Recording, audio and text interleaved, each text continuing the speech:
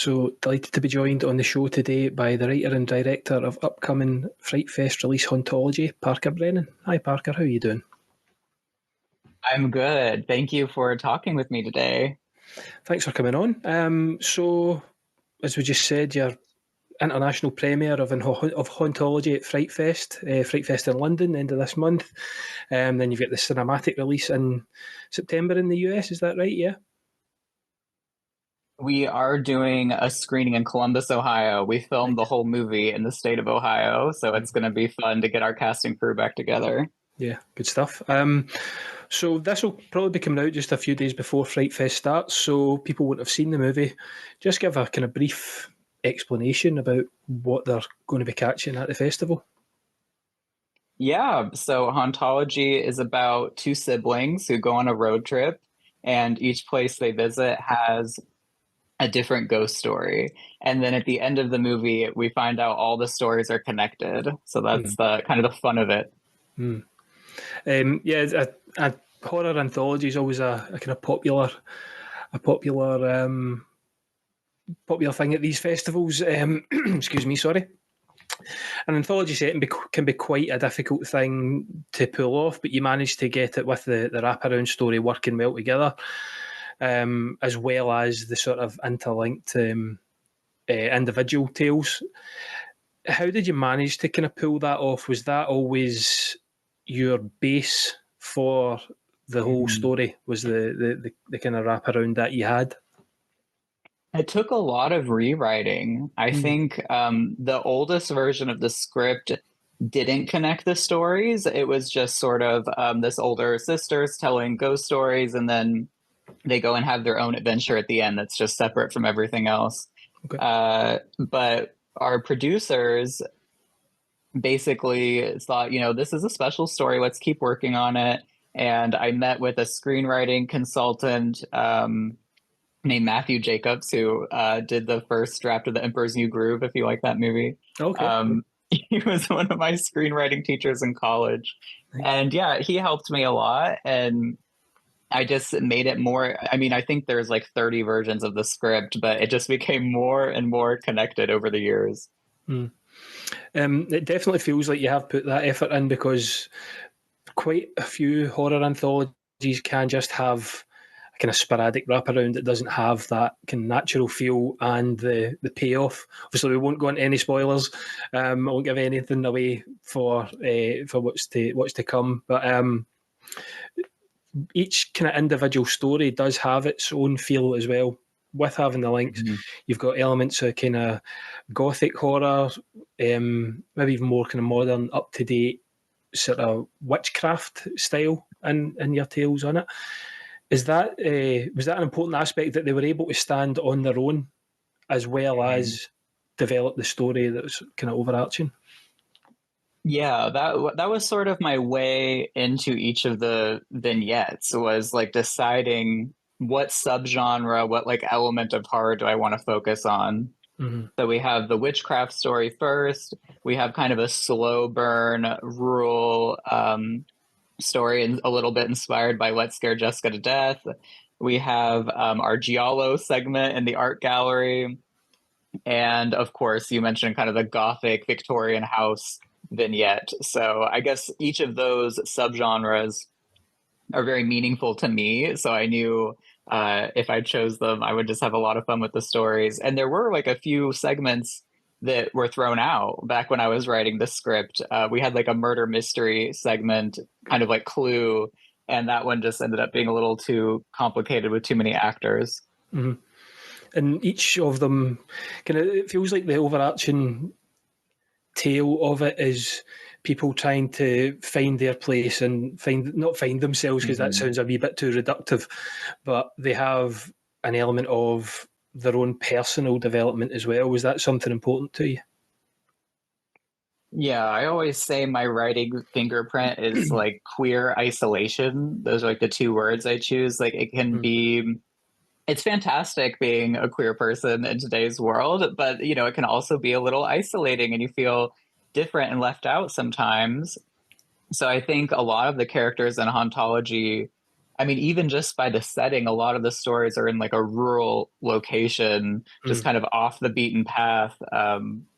There's a lot of isolation, but there's also a sweetness. And by the end, Jazmin and Venus, who are the two lead characters in the wraparound, there's like a really sweet connection there. I think the movie ends on kind of a feel good note, which is what I wanted to give to the queer community. Yeah, yeah, and you have, as you mentioned, the having the, I'm trying to not spoil anything, having the happy note. It can be something that maybe we don't see as a horror audience very much. And as you said, given that for yourself, being queer and having the opportunity to kind of put that out there, it really pays off really well. You also have a kind of a vast cast of people of colour. You know, you've got trans in the movie as well. How do you feel in general the horror community is to? It feels that certainly the horror community is more, is certainly more accepting and more open-minded when it comes to queer, trans, and even in person of colour as well. There's certain major studios maybe wouldn't have that level of open-mindedness. Do you feel that the horror community is a bit more kind of modern thinking? Yeah. And this isn't my original idea that I'm about to say. I mean, I've heard this said on many other podcasts, but I think what it is the horror community feels like kind of the stepchild. Like we feel a little separate from like, I don't know, just dramas and rom-coms. You know, we're kind of the bad kids in the horror community, and there's overlap with the queer community, and maybe people of color also identify with this outsiderness. So I mean, it all kind of makes sense that there would be a lot of people in the horror community who love people of color, they love queer people, and they're ready for a movie like Hauntology. Yeah, exactly. And it's certainly, in the, I've not been doing this for very long, but in the time that I have, people have been they're very open, even just in a kind of friendly manner, to just accept people in and allow them that creative freedom as well, that you might not necessarily get anywhere else. So with you do say it's quite a relationship heavy, and it is queer relationships that are throughout.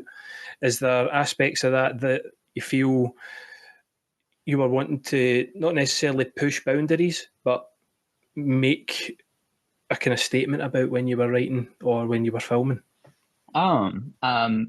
Yeah, I think the simplest answer is just we see a lot of queer stories that are about coming out, like it's, you know, the young teenager who needs to break the news to their parents and friends, or we see historically a lot of queer suicide stories.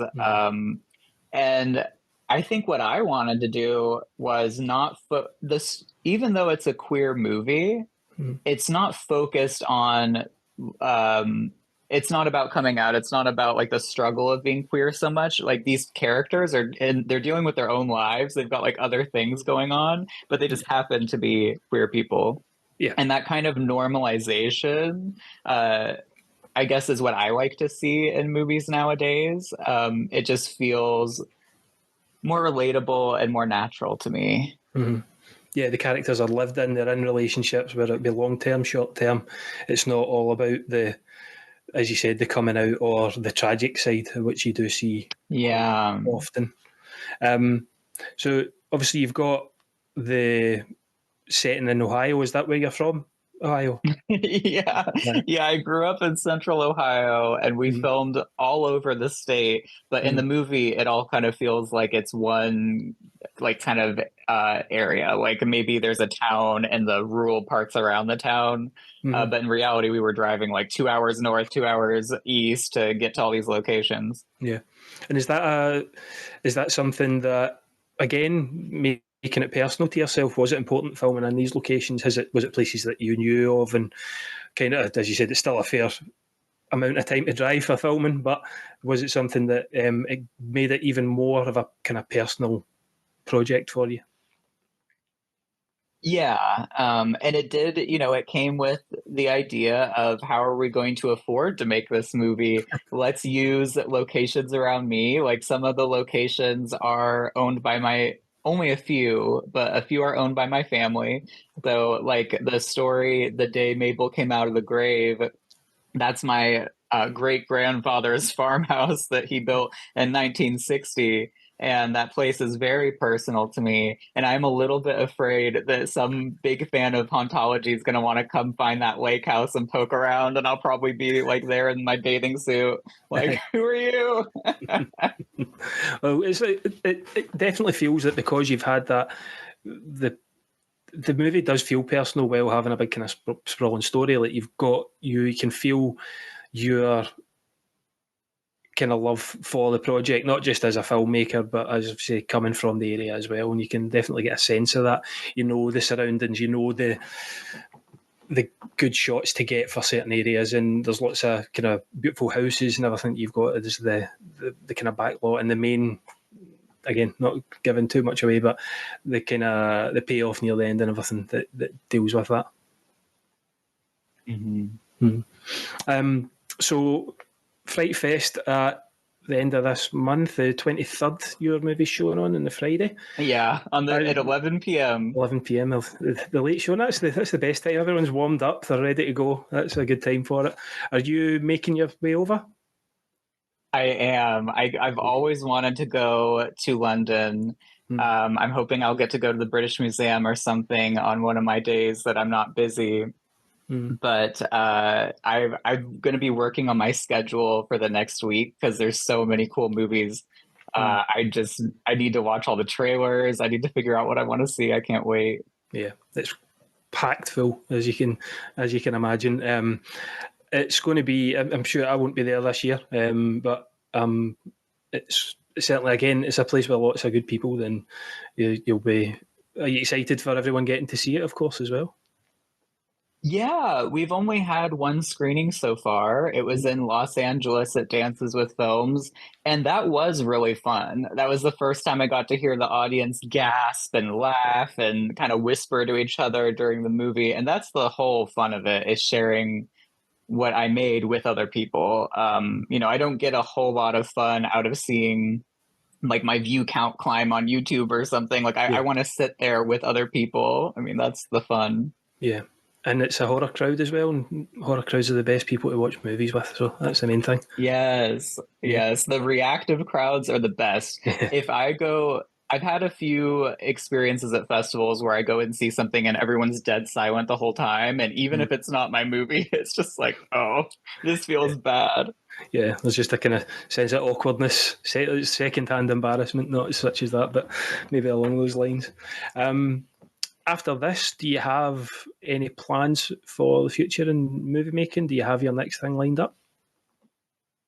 Yeah, I have all these ideas that I'm excited about. There's a film that I adore from 1962 called Carnival of Souls, and I've been thinking about writing a reimagining of that. I've been thinking about writing kind of a pseudo documentary like Lake Mungo, the Australian film. Yeah. I'm not sure which one I'll do next because I still need to write them, but I definitely have ideas. Yeah. Well, I'm a massive kind of found footage documentary style horror fan, so I would advise that, but obviously it's up to you. I think that would be really fun. Well, I've got to let you go now, but obviously thank you very much for coming on. Good luck with Frightfest, good luck with the showing that you've got in Ohio, and hopefully get to speak to you again soon. Yes, thank you. I'm so glad I could meet you.